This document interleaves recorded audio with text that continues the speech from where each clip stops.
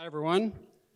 Charlie Hoertz. I am the head of global digitalization at ASK Chemicals. It is a company that is actually in foundry. So you're going to get some metal casting background today, whether you like it or not. So sorry about that. But we have virtual field services that I'm going to talk about. And what we are doing, you're going to just see a little bit of our digital transformation. If some of these terms seem a little intimidating, you'll see how a company like us, we really dipped our toes into it in a very sort of safe way. We wanted to be a little bit more pragmatic about it, didn't want to jump too deep into it, but you'll see how the experience went.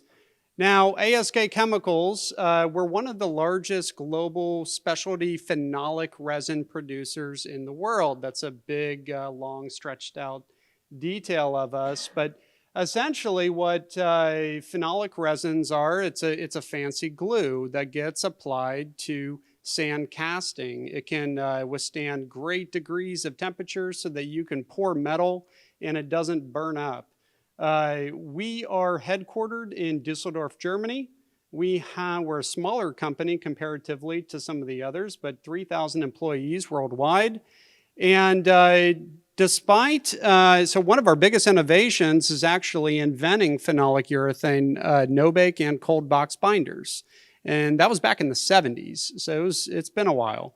Now, key innovations, we are focused on 3D printed cores, eco-friendly binder solutions like inorganic binders that reduce emissions, core simulation software. If you're into simulation software like CPFD, this is something that we offer to our customers. And the thing that I probably work the most on at the moment, IoT for inventory management system. So it's a way for us to really get our customers their product on time and in full in this chaotic time. So if you want to talk more about that, happy to do it afterwards. But what in the world is metal casting? Go quick here because there are a couple different methods. Now we are in sand casting. If you are talking about OEMs that are in automotive, you're either going to be in sand casting or die casting, right? Sand casting is just what you would imagine. It is sand. If your kids have that kinetic sand that kind of you can play with it, kind of similar, kind of not, but it gives you the idea a little bit of what I'm talking about. So what you see on the right there, that is a sand mold. And again, what you do with it is you have sand, you apply the resin to it, and you have a work time. It's going to harden. Then you have a cope, a drag, a top, and a bottom. You pour metal into it, shake it out, and actually that sand's sustainable. So we're not as dirty as people think. It's a recyclable process. And we won't talk about silica because we do deal with that too. But the other method is die cast. That's going to be a piece of metal that you punch a shape into, and it has a one run. This is like Honda. Honda engines are going to be pretty much produced in that way. Sand cast, that's more BMW, Mercedes, and General Motors. What do I focus on? I really focus on digitization and digitalization, market intelligence, connecting our salespeople with all types of information about full wallet potential, about customers, order management, artificial intelligence using tools that actually will take orders in, read them automatically, so we can offload some employees to other value-added services. Now, inventory management I talked about, but today the main focus is virtual services. And starting point. So foundries are complex. What we do at ASK, we're a high-priced vendor, right? In an otherwise commodity market. So that's a dangerous position to be in. Now, what we use to justify that are value-added services, essentially face-to-face interactions, technical services, dealing with the customer, and doing foundry audits. Essentially, it's a home appraisal. You're going to sell a house, you're going to buy a house, you're going to have somebody go through the entire thing, they're going to make a report, tell you what you need to fix, right? That's the same thing that we do, but for foundries, regardless of whether or not our product is at blame for the problem. Doesn't matter. right? And we give a report at the end. The report is actually kind of the crux of the whole thing. If we don't have the report to give to the customer, well, why don't you just go with somebody that's cheaper? Here's the problem. We all know it. It's the virus. I was in Chattanooga, Tennessee. I wasn't taking COVID very seriously until the thing I love most, which is the NCAA March Madness tournament, got canceled. And then I had to take it very seriously because I knew millions of dollars were essentially just lit on fire, right? So we have a major problem at ASK, and the problem is that we are a high-price vendor and all of our customers are closing their doors. We can't even go in. Salespeople can't go in, service people can't go in. So our unique selling proposition just vanished, right? What in the world are we gonna do? So you can imagine my CEO, he called me up and he said, HoloLens, you gotta jump to HoloLens. And okay, anybody in digital transformation, jumping to technology first is kind of a death sentence. Don't do that because what it does is it delays the whole process. Really what happens is you jump to the most fancy thing that you can imagine because your CEO had a conversation with another CEO. They must have a group.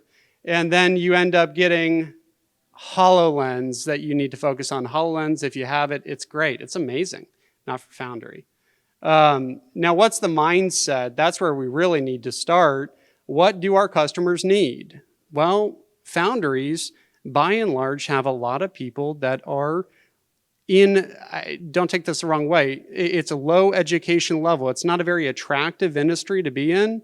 So a lot of the shop floor people don't have a lot of years under their belt and they need support, right? People, what if people have to, so what do we have to work with? Well, I just explained that, and the challenge is also that our technical service people are spread thin. We have a lot of expertise, but a lot of guys are leaving the industry. What in the world do you do? Because you don't have a whole lot of supplies, essentially more experts coming in. That's our situation. Process, how can we work within our processes? Because again, I mentioned documentation is the most important thing that justifies us even being a supplier. And then technology, what offerings are out there? Now we're at technology, right? So separating the candidates, it goes to our requirements. Foundries, believe it or not, are not sitting within cities, right? They're incredibly dirty. Nobody wants to be in a foundry. They're usually in very remote places but with very low bandwidth, right? We are not operating where there's tons of cellular service and most of them don't have Wi-Fi. So annotation is key. I know that doesn't seem like some groundbreaking statement, but it actually is very, very important when you're dealing with somebody on the other end of the equation that does not have a lot of education and has not been with that foundry for very long. Annotation is pretty important. Cloud-based documentation, I keep saying it, but documentation is important. Otherwise, just use FaceTime, right? Just use something that's just going to be video. That doesn't work in my scenario because I have to provide a document at the end that details the entire audit. It's not going to work if it's FaceTime. If it does work, use it because it's essentially free. All right, next things, other factors, global player with worldwide support. We needed to find somebody, a provider that was going to have remote support everywhere. So I have manufacturing facilities and customers in North America, South America, Europe, Asia. They're all over the place, right?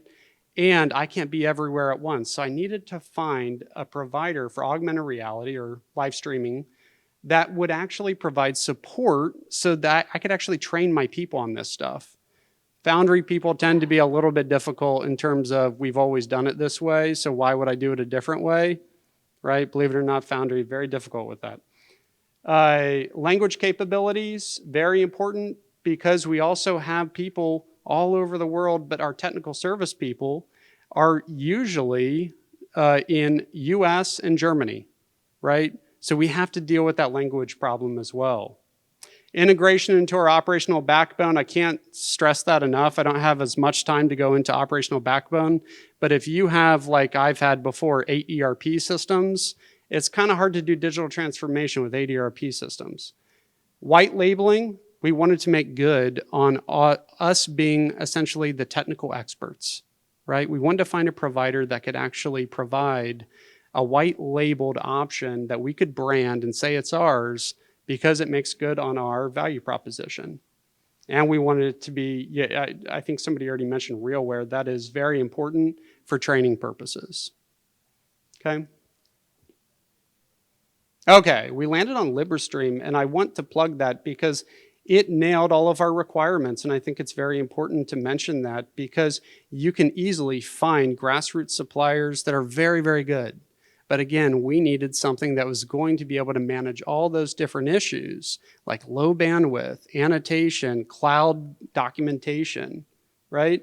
We also were looking for a provider that had AI. Think about it like this. AI is very attractive, right? We want it in our industry because we can take pictures of casting defects, and then that's a big deal. If we could actually use AI to start telling our people, our service people, what a casting has problems with it, right? That's a big deal. I didn't want to deal with that right in the beginning, though. Start small. Start very small, okay? Now, the native language processing, I also want to call this out because this is something that's very important. If you deal with individuals in different countries, one of the coolest features that we found is NLP. That means I could be talking to somebody in Mexico right now who's speaking in Spanish, and it will come on the screen in English to me. It's actually really impressive, right? That means I don't have to have so many service people at all times, right? I can really deal with less, okay? Now, what did we do here? We ended up making something called Ask Now. Now, this is something that we offer to our customers. It offers great savings, 50,000 savings per region. And I just want to call out the importance of really having your own thing that you can market as your own, and then that kickstarts your digital platform if you're going in that direction. It allows you to show your customers that you're actually moving in the direction of digital, right? And I also want to stress, too, the importance of this tool because just one plane ticket going to a customer, we don't work on super high margins. That could ruin it right there, that one plane ticket. So we wanted to get this out into the market, and we've been doing this now for about a year and a half. Some examples of how this has worked in our company. I won't go through the big details here, but at Westcast Foundry in Canada, they would require, at this time, they actually required a quarantine period. So that means our tech service person flew from US to Canada. There's a quarantine period of, I think, 5 to 10 days, 10 days. And then he could then service the customer, right? Flying back into the US, another quarantine period, right? Luckily, he didn't do any of that because the customer accepted actually this virtual call. And essentially, we solved the problem in no time, and it avoided all that mess, right? It's little wins like this that I think are very important to show your company so that they can get over that hurdle of this is just kind of the new flavor of the month. This is just some silly, fancy thing that we're talking about. No, it's not. It actually saves a ton of money and makes your customers happy. The other one here is a low bandwidth example. This is a great one because anybody with experience in a foundry could have set up this day tank. Now, again, we have the issue in the foundry industry that a lot of the people working at foundries don't have that experience. So this took 15 minutes, and it would have took about 2 weeks actually to schedule this out with our service department. And this allowed our customer to actually start using his day tank right away, saved him money, saved us money. I want to stress the importance of starting small. And trust me, I do a lot of enterprise application development for my company. New features will come. You know it. It's going to come. People are going to like it. Then they're going to keep asking for new things. But start small. If you go too far into it, you're going to stress your organization. So that's what I wanted to share with you. And I think that's it. So thank you.